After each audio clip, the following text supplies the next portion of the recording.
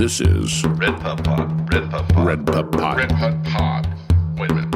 a podcast RedPubPod. from Redhawk Publications. RedPubPod. RedPubPod. RedPubPod. Welcome to RedPubPod. I'm Richard Eller, director for Redhawk Publications. Joining me today is our publisher, Robert Knight, Welcome to RedPubPod. and our project manager, Patty Thompson. Greetings. Today we have with us a most esteemed guest. He is the president of Catawba Valley Community College, only the third one we've had. We were talking about how that's a bit of a rare thing in the community college system these days. Dr. Garrett Hinshaw, welcome. Thank you all so much for having me with you today. What's it like running a community college? It's exciting. I mean, you see the difference that we make in this community's life. It's overall life, from the arts to the economy to the workforce development pieces of it, to seeing people reach their dreams through us. There's not a better job in the world that I can think of. Even in the tough times? Even in the tough times, it's still better than the alternatives. Okay. Well, one of the reasons we wanted to sit down with you is the new book that we have coming out that details all the history of CVCC, called Nimble and Tenacious, which is actually a title you liked. Absolutely. I mean, it's representative of what this college was from the very beginning, from Mr. Papp, and as it evolved with Dr. Dunbar, and then what I've been able to view here is just amazing to me of how committed the people that work here are to our mission. This is part two of a two-part about this book. Yesterday we had the wonderful opportunity to have Melanie Zimmerman in, who worked with us on the design and layout of the book. And we talked about the word nimble, and she told us an anecdote, a story about her own studies here and how her instructors were able to assist her in designing her classes, executing her classes in such a way to make her successful. And she maintained the tenacity in getting them done, and her instructors in the institution maintained the nimbleness to let her get those things done the way she needed to do it. And I think that's a thing that CVCC carries proudly, is the fact that we make education available to people who want it and create the opportunity when their schedules might not work out. Yeah, I mean, think about the whole history of this whole region. It's been about taking innovation and making things and doing things, and I think that's the mindset that we've taken on at this college, that every student is a project. Every student has the opportunity to reach their goals, make a difference in this community. We want them to stay in this community, but even if they don't, they're making a positive impact somewhere. And I think when we look at those opportunities on a daily basis, we don't forget about how important every interaction is with our students. We need to understand that every day we have an opportunity to change somebody's life, because even in my own personal educational experience, there was one teacher that made the light bulb go on. And it wasn't even class related. It was about that teacher taking an interest in me and telling me I had value. It's not lost on me that part one was actually not only a student at Catawba Valley Community College, but a really proud alumni. Absolutely. This was a love letter to her, doing this project, and it's a perfect bookend that the person who laid it out and did so much work on it was part one, and you are the leader, the visionary, the third president.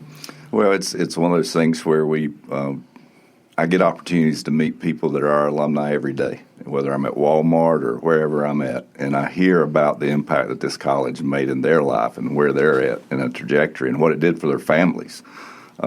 We're right at the hub of everything that happens in this community, and understanding that audacious responsibility of that and how we impact everything else that happens here. It's exciting, and it's one of those things that I'm passionate about and will remain passionate about for several years. You want to talk about some of those audacious moves that has happened since you got here? I mean, you weren't here hardly any time at all, and then you said the Sim Hospital, that's what we need to do on the 5th floor. Yeah, you know, I used to watch this college from across the river when I was at another community college as executive vice president. I was just like, wow, if that college reaches its full potential, this whole region's going to be better. And then taking that on as I walked in as the third president and seeing all the wonderful things that Mr. Papp and Dr. Dunbar had done was an inspiration to me to say, hey, it's my responsibility to take it to the next level. Let's be innovative in the inspiring spaces that we create here. I got a lot of, resistance in the beginning. People telling me good luck with this and good luck with that, but then we would accomplish it. And I think then it set the mindset of we can do anything we put our minds to, and anything that we do to bring partners together to assure that every aspect of this community is made better. And we've gone in a lot of different directions with that, right? Yeah, and we tried some stuff that didn't work so good too. Yeah. But that's a part of having an entrepreneurial mindset and really being committed to innovation. You have to understand there are risks to every innovative thing that you want to do, and you have to accept those risks and own those mistakes if they don't work out. But by and large, the great things that have happened here have been because people bought into that vision of us being the best in this business. And there is tenacity in trying something. Some people will not try something, and therefore you don't know if it'll work or not. Yep. But here at CVCC, it seems like you and those who came before wanted to at least attempt something. I mean, Richard, what was the man's name who we call the godfather of the Tom Dana. Tom Dana. His tenaciousness of not stopping until he had this education center that he wanted. That is where we get the whole foundation of the way this college works. Absolutely. And when people begin to trust you as an organization and they begin to lean in behind you and look for you for leadership, that puts you in a situation where you need to be right most of the time. And I think what the individuals who work here and the students who come here understand, we're going to make every effort to get it right. But if we mess up, we're going to own that, and we're going to be held accountable for it. And that's sort of the mindset that we've used from day one over the last 16 years. Well, there was an example of a program in the book that, some local grocery stores needed their clerks and their employees to be trained in a specific new kind of cash register. Maybe it was the scanners. I'm not sure exactly what it was, but what did CVCC do? But set up classes that set up these faux checkout lanes, train the people, and when the people were trained, the program went away. Yep. And we took that and put it into something else. I mean, there is no other type of education that I'm aware of that can do that kind of quick thing. Yeah, especially in higher education. And I think we're seeing the mindsets change in higher educational leadership across the country because higher education, I refer to it as a aircraft carrier. It's very hard to turn an aircraft carrier.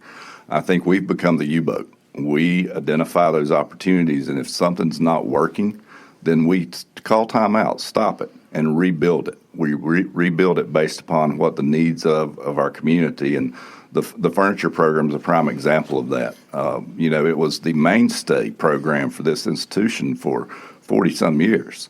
And we saw that it had lost its relevance, not because it was anybody's fault. We just couldn't keep up with the change in technology, and so they weren't hiring our graduates. We called time out, created the Furniture Academy, which was very much business-driven in terms of the competencies that they wanted to see coming out of there. And 100% of the students have been hired since we did that in 2014, I believe, is when we launched. And that's a program that shows you sustainability. Now, in 5 or 10 years from now, we may need to change again. We've got to be willing to do that and not just hold on to what we've always done that's been successful in the past. And I guess this program, Redhawk Publications, is another example of that. I mean, you're taking a step out that no other community colleges are doing, right? Yeah, I do crazy stuff, and that's what all my president peers say about me. They're like, why are you trying this? I just see opportunities for us to bring value that no one ever imagined. Because every person that walks onto this campus, they usually say to me, I had no idea what was here. Because of the stigma of what a community college had been historically, where you went if you couldn't go anywhere else. That's not what we're about. We're about being the first choice now. And the more people that we tell that story to, and the more people that begin to see the value of what we do, our future is going to be amazing. I know we mentioned this yesterday, so if you haven't listened to part one, you need to listen to part one. I attended a workforce development conference, and it made a real big impact on me. One of the speakers asked the entire room of 300 people, what was the number one graduate school in North Carolina? And the answer was the community college. Yep. So it may not be the first choice, but I'll tell you what, for a lot of folks who get their, and I'm an English major, we end up at the community colleges for the practical skills. So again, that nimbleness, it helps people find fine-tune what they need to do for their no careers. doubt about it, Patty. It's one of those things that if we're not embracing that, we run the risk of becoming obsolete in this environment. There's too many private market institutions that know how to market. They know how to do the things to really create impact. We've got to be right there beside of them and creating those same impacts at a higher level than everybody else. And hopefully what we do will help all the other colleges continue to drive forward too and try new things, and like we have with Redhawk Publications. And it's been a journey. It's not been something that's easy. A lot of people didn't understand it and still don't understand it. But I understand it because of the value it can bring to people through education. And that value just keeps building on our building blocks to put us at a different level. And as I mentioned in part one, those of you out there who live in North Carolina, please get in touch with your elected officials and ask them to raise the budgets for your local community colleges, because there is a lot of good to be done with your local community colleges, all 58 of them in the state. And the community college does not get the kind of funding that the giant 4 years get, and we would like to raise that a little bit, because we can do wonderful things with it. You look at the return on investment that community colleges create here in North Carolina, the over 700,000 people that come through our doors each year. That's the backbone of North Carolina's workforce. And when you look at the traditional funding model that was established 60 years ago when community colleges first came on the scene, we're still at the same levels that we were 60 years ago. But tell me that the return on investment for that 700,000 student population isn't worth more than 7 cents out of every dollar that's spent on education in North Carolina. Yeah, we've done more with less for a long time. Yeah, and we've been our own worst enemy too, because we have. If we would have if we would have stopped doing things like nursing and said we just can't afford to do it, then it would have had an impact on the community. But no, we figured out how to do it, and we do it in a broad-scale approach that is effective for every sector in each and every community. And our biggest value is our boots are on the ground here every day. We're serving primarily 2 counties, Catawba and Alexander. So we have to know what is going on in Catawba and Alexander counties, and that's where our focus has to be. And to be at the forefront and in the hub of everything that happens with economic development, workforce development, college transfer, that is where you get the answers to why community colleges do what we do. We figure it out, and that's the sort of the modality that we've used over our history. So you're saying sometimes when you're doing more with less, it's a detriment.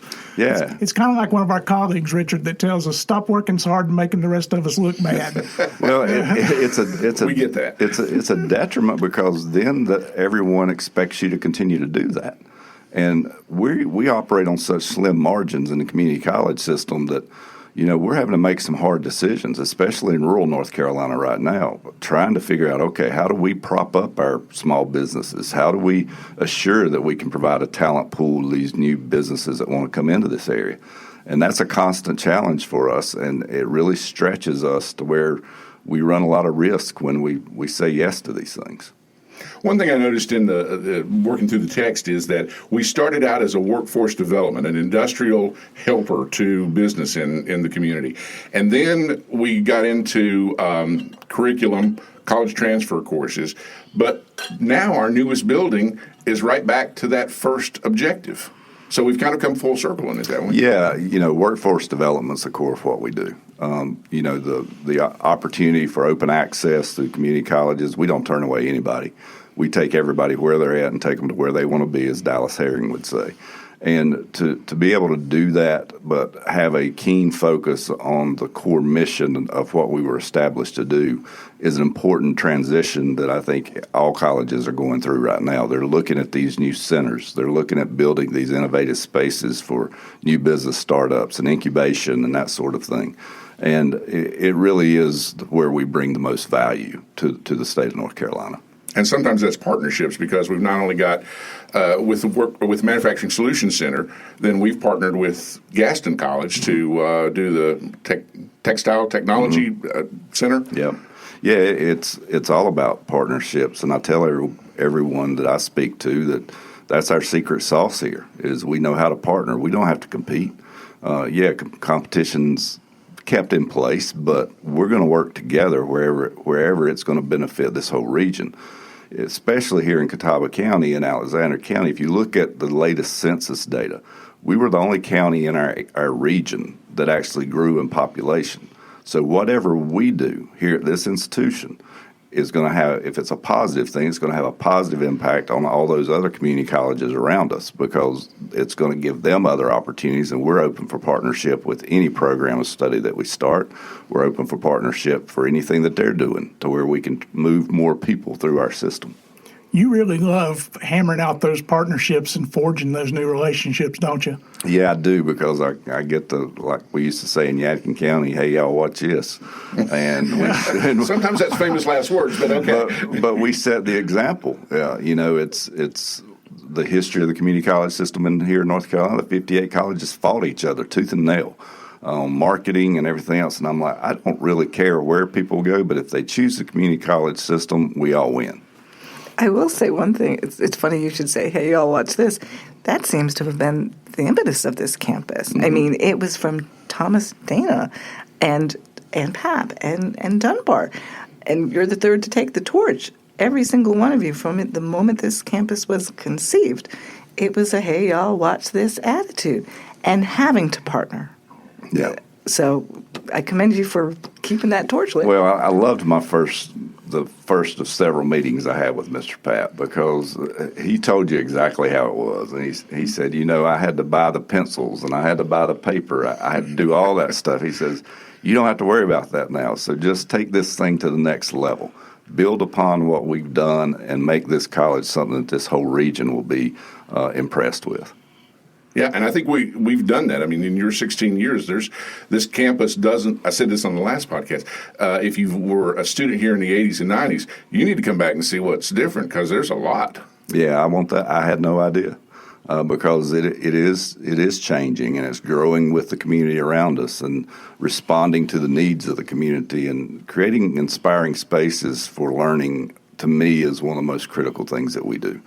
If a student walks into four walls, tables, and chairs and gets a lecture, there's not a lot of inspiration around that, unless the lecturer is like Robert Knapp and just inspirational when he goes at it.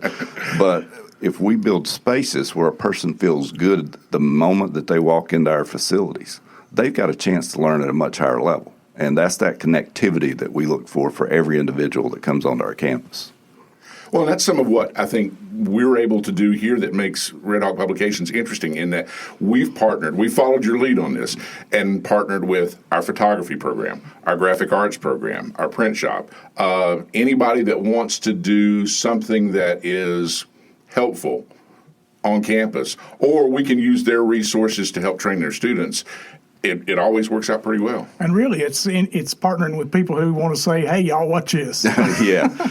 It's about the relevancy of what we do. I think sometimes we get, in higher education, we get sort of bogged down into theory, but it's how do we make that relevant for every student so they understand why they're having to learn how to process information, how to move through formulas, how to think about history in a different way, and then putting their hands on it. And Richard was doing hands-on history for a long time before I got here, I guess. Just a couple of years. Okay, a couple of years. And I saw that, and I started listening to the students who experienced it, and I was like, that's it. That's what we have to do in every program area if we're going to maintain the relevance, so that when people see our graduates, they're going to know that they have those real-life experiences. I will say today, just meeting with one of our recent graduates, Jamie. Yeah, Jamie Bruckman. Yeah. She recently graduated from our graphic design department, and she came to us a year ago as a student, but she was one of the top in her class. And the many things that she has done for us blows us away. Yeah, Jamie just won the President's Award, the top award given at the institution, and I read her application, and I was like, well, this is a no-brainer. This is exactly who represents who we want every student to be. And I was so proud of her with what she's been able to do here. Today was the first time I got to see her since she graduated. So, and we're the staff of full-time 3 people with Redhawk. We have a few part-timers. She's one of our treasured part-timers. Yeah. And the fact that she's now graduating with much trepidation, I asked her, so what are your plans? And she's got an interview with Vonzel. I hope things work out for her. But that all said, we asked her, it's like, well, who else is in the pipeline for us? Who's our next Jamie? And, she's got some ideas. So it's a bittersweet moment when you see your little bird fly, but I'm happy for her. But isn't it amazing the personal transformation that occurs with those individuals? I can think of so many stories where I'd run into somebody in the parking lot and they would be just sitting in their car crying. And one in particular said, I don't belong here. She said, I've pulled into this parking lot 20 times and drove back out because I don't belong here. And I said, come with me. And I grabbed her by the hand and just said, come on, let's go. I'm going to show you exactly why you do belong here. And now that person works for us. And that was someone who was a first-generation college student, didn't understand what higher education, was intimidated by it, and now she's passionate about it. And that's the stuff that just makes me get up in the morning. Yeah, we don't think about this campus as being intimidated, but a lot of people see it that way. I mean, we just drive onto it every day, but it can be.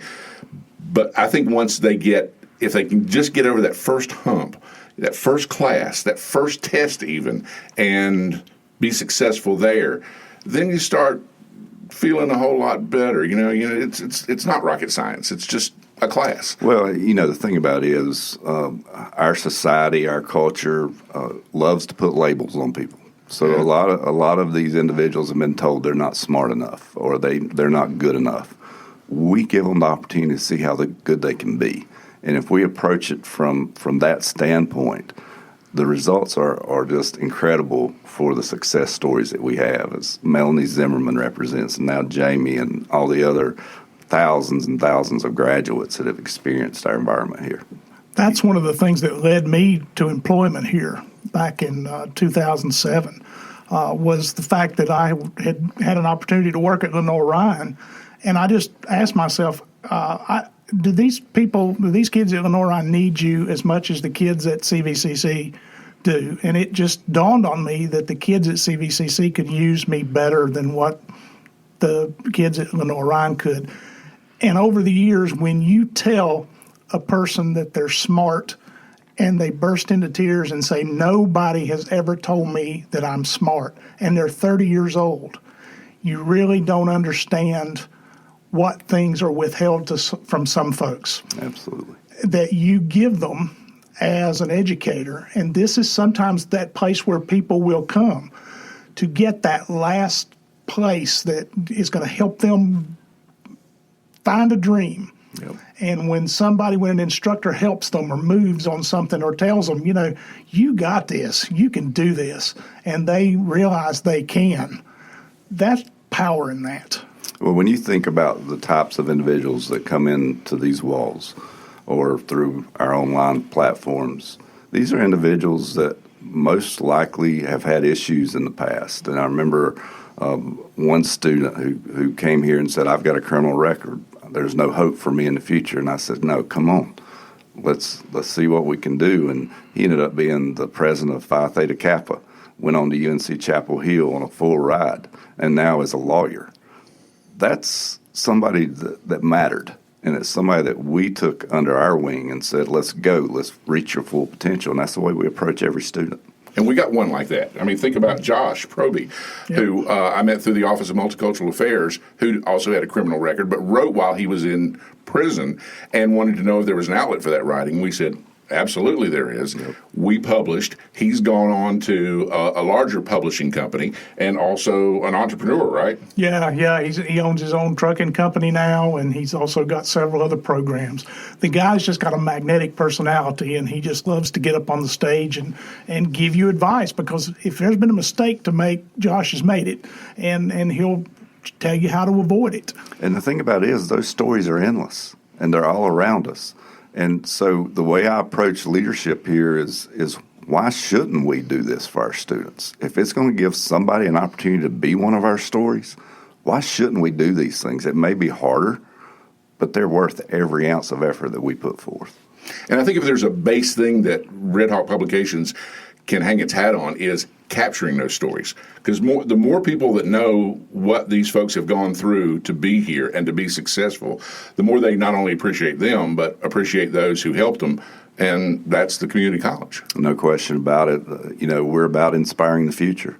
And when you look at the people that come to us every day, we're doing that. We're doing it on a daily basis. Yeah, we have bad days sometimes where we don't do as well. But for the most part, I expect everyone to come in with that opportunity that today might be the day that I change somebody's life. And if we do that, wow, what an impact we're going to have long term. Oh, absolutely, yeah. I think Melanie was instructive in that she said her parents expected her to go to college and her brother to make things and build things. And actually, it was the opposite, that she wanted to make things and build things, and found out that she could through CVCC, because she not only works as the alumni affairs officer, she also teaches stained glass? She teaches stained glass down on the East Campus every Monday night. Which means, I guess, anything can be taught if somebody's willing to teach it. Yeah, anything's possible, and that's our approach to how we do stuff. And I don't ever want us to limit ourselves to the way we've always done it. And I've got a picture up at the office that everybody sees as they come into my office. That's the 6 most expensive words in business, but it's also the 6 most detrimental words in education. As we've always done it that way? Mm-hmm. Because there's always new ways to do things, as uncomfortable as it makes people. Yeah, and I mean, change is hard, and processes are tough, and sometimes we have misperceptions that we can't do this because it's law, when really we've built this on policy ourselves, and policies can be changed easily if there's a good rationale for it. And they should be changed periodically, because things change around us. It changes around us so fast in today's technological environment, social environment. We have to be nimble and tenacious. And that's the thing about this book, I think, is that if you think about it as an institutional history, oh man, I could use that for a sleep aid. But because we have been as nimble and as quick to turn on a dime at times, that makes this a whole lot more adventurous story than you would think. Probably not every community college has that story to tell. Well, it is an adventure, and we haven't even reached where we're seeing the end of that journey, because it never ends. And what our goal has to be is that whoever comes in here after us, that we have set a table for them that shows them a pathway to success beyond our wildest dreams. And that's been my ultimate goal since day one. What's in the future? Oh, a lot of good stuff. New programs, new ideas, new opportunities. I think you're going to see this college continue to grow. We've got to look at different opportunities for what our students' needs are in terms of housing and things like that. Who knows where we're going to end up, but it'll be in a better place than we started. That's true. Richard, you were pretty much the principal author. I have a question for you. Uh-oh. I get to read most of the documents towards the end as a final proof, so I don't have to read it 5 times. As I read it, to me, it's interesting. So what did you learn the most out of reading this that you did not know? I think that thing that I referred to earlier is it's just much more of a dynamic story than you would think it would be, because you've got 3 guys who have helmed this school, and each one of you had a different personality, brought a different skill set, as Robert was talking about, and made a real difference, because, you think about right when Dunbar came in, who would have thought that the old Nichols department store could be as valuable as it has become to this institution? Absolutely. And, I think that's the most important role of a board of trustees. And I think this board, over its history, has been very effective in that, because who would have thought that I could come in after a president that was here for 18 years or so, as a 39-year-old rookie, who thought that this board would ever give me an opportunity? You were the youngest at the time, right? Yeah, youngest never in be the a whole community state. college president. Yeah, and who would have thought that an institution of this size would give me my first shot? And I think that's the mindset of the trustees too, is, hey, y'all, watch this, and let's see what happens. And, it's just they'll do the same thing after I leave. They'll think about where this college is and where it needs to go, and they'll find the right person, because I think we're an attractive commodity out there in our network. And I think whoever comes in here will be of high caliber that can take it even further to the next level. Do you guys believe that philosophy comes from the institution itself, and the people who are on the board of trustees and come to work here are infected by it? Because it seems to continue this idea of we're going to do this. Hey, y'all, watch this. Because everybody seems to be on the kind of the same channel when it comes to that thing. So since the institution kind of started that way, maybe it's the place that does that to the people who come here instead of vice versa. Well, I think it works both ways, Robert, because I also believe that the reason this institution is that way is because that's the way our whole community was built before we even existed. It was about how you do stuff. How do we make things better? How do we work together better? And when you look at the fabric of this community, those individuals are now on our board of trustees. They've experienced all that. And so they understand those dynamics. Whether they were in furniture and banking or whatever, they saw this community transform and go through tough times, but also see us really excel. I see that purely by reading the complete history of Hickory, also available on RedHawpPublications.com. Shameless plug. Written by Richard Eller. But the fact is... And not dry and boring either, because Professor Eller doesn't do dry and boring. But that whole, how Hickory was tenacious itself, and partnerships, relationships, making sure that everyone was taken care of, whether it was through a pandemic or through a fire, it's baked right in. Yeah. So you're absolutely right. We have followed the city of Hickory's growth. Yeah, and I think it's a part of the fabric that'll be maintained here, because when I work with the county commissioners and leaders in this region, they all have that mindset ingrained with them because their families experience this type of thing. I think it lives on, and it's going to provide all the fruits that we've ever imagined for this whole region. Well, I think you get it with each president going out. They look at the next one and go, top that. Because you set a standard. Yeah. And once you set that standard and you're good at it, and you've gotten a name for it, then it's up to you, to the next one, to build on it, which I could just hear you saying that to whoever comes in, following you. If you think you can do better, let's see it. Yeah, I think anybody who chooses this line of work to be a community college president has a competitive nature to them. And they understand that, sometimes we are on an uneven playing field when it comes to higher education. So how do we take the little ship that could and make it great? And I think you see that a lot in sports. I'm a sports guy, so I'll give a sports analogy. You see the Appalachian State University beat a Michigan. Yeah. That's the way I see us, and it's like when we walk into whether it's Skills USA or it's bass fishing, we're coming to play. But that means that everybody has to be preparing, getting ready, and really conditioning ourselves so that we can compete in those markets. And I think that's what a next president will bring into it is, okay, I see what Hinshaw did here. I think we ought to take it to here, here, and here. And I'm sitting there applauding them, standing behind them, saying anything that I can do to help you, I'll be there. If not, I'm going to stay out of your way. Go do your work. I will say, having Melanie here yesterday, she literally went through 7,000 to 10,000 photos. And this was one of her favorites. I know this is a podcast, so our listeners can't see this.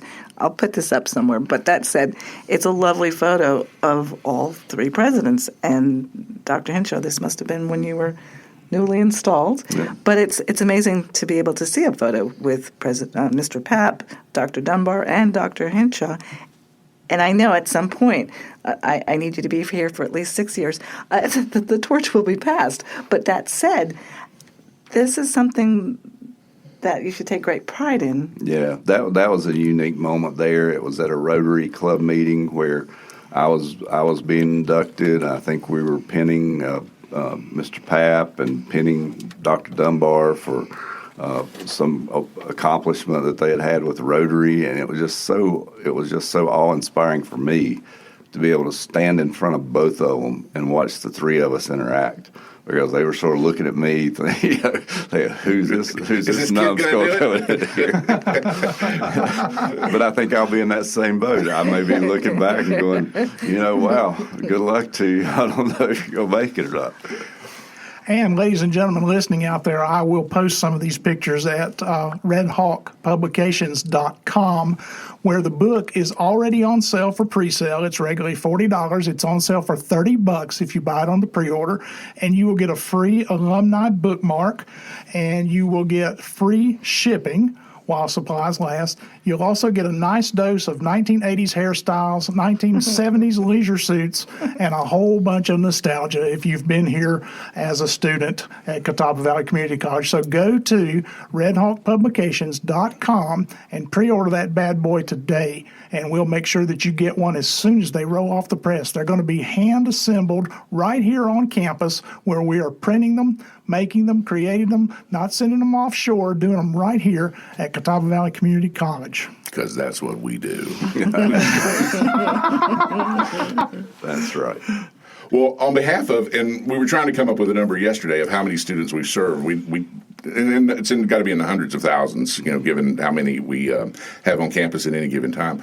On behalf of those, thank you very much for your leadership that you've provided here, the vision that you've put for this campus. Thank you for being here today, and thank you for your third of that book. It makes for a very interesting read. Well, it was a lot of fun, and when I first came here, I knew that this was a special place because of the people that were here. I'd heard about different individuals, the Tim Peelers and people that were on this campus, and I have just been inspired by all the great things that you all have done. And I'm just glad I could be a part in making some of those things easier than normal, and was willing to try some different things. Yes, thank you very much for nurturing those of us who like to push the envelope. In odd ways. And push your patience. I'm the most patient person in the world sometimes, right? You're a very kind guy, I tell you. Saved my grits a couple of times. Well, thank you, and thank you for being here today. I have one more challenge for you. All right. Can you say it? RedPubPod? RedPubPod. RedPubPod. Wow. RedPubPod. Yeah. Yeah, you can stop. But we will be using that. Thank you for being here, for joining us on this podcast. By the way, if you listen to it late and the pre-sales are over, it goes back to its regular price of $40. Yeah, so And sorry. you might not get a bookmark. Yeah, Because one of the things that Melanie's doing with the bookmark is she's putting a QR code on the bookmark that will take you to special things for alumni. And we also plan to build a database of the rest of our pictures and the rest of our images, full yearbooks that you can look through, and even a possibility of purchasing your pictures and things like that from old yearbooks. So that QR code with the purchase of the book will get you so much more than just the book. So, And if you don't find yourself in the book, you probably find yourself somewhere in that 7,000 to 10,000 range of pictures. oh my gosh, there's so many pictures. Yeah. It's like finding Waldo. It's ridiculous. Yeah. Well, thanks for joining us here on RedPubPod. RedPubPod. RedPubPod. Thanks for listening to RedPubPod. RedPubPod. a podcast RedPubPod. from Redhawk Publications. RedPubPod. RedPubPod. Wow. RedPubPod. Yeah. Yeah, you can stop. But we will be using that.